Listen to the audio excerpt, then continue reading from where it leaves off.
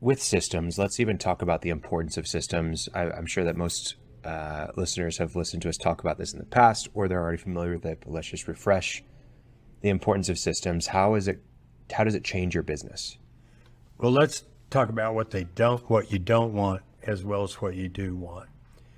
When people say, I don't want to work corporate, right? We all kind of know what that means. What it really means is I don't want to go deal with the bureaucracy where I'm gathered by, 5 people have to sign off to put a picture in the conference room, right?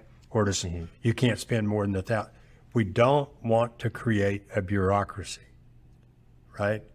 That is the opposite of what we want to do. That would be a negative outcome to writing systems.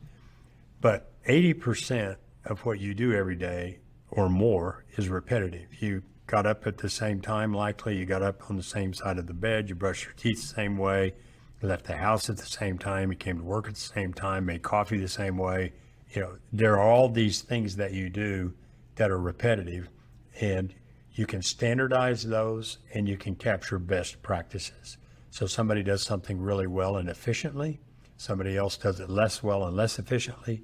You can take from the good and institute it in the bad and have a standard operating procedure. I say 80% of things can be systemized, some things probably more, some less, some creative things maybe less. But what I'm trying to emphasize is that 20% is left. You're hiring people, employees are people, and you want their brains. You don't want to make automatons out of them. But that's the benefit, is that 80% of what you can do can be done consistently, can be done the same way. If you find an improvement, you can change the process and it spreads throughout your organization because everybody's working from systems. Yeah. In passing, it also makes your company much more valuable.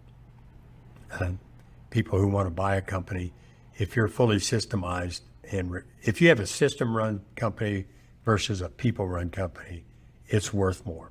That's a general statement, but that's generally true. Because a potential buyer can come in and, it's all laid out for me. That's one of the benefits of Touchstone as well. It's in a standardized form on a cloud with people who can walk you through it if you forget how to use it. Right. Yeah. I think why it makes you more valuable, it differentiates you. There's so many businesses out there that truly don't run systems that if you do, then you've already set yourself apart. And everything runs smoother. You know what to work on, you know what to improve. That's true, but they also really like it because it tells them what to do. Yeah. And they're not worried about losing teammates. Right. People leave the team, you can hire them, train them on the systems, keep it going. Well, real quickly, in writing systems too can be a daunting task.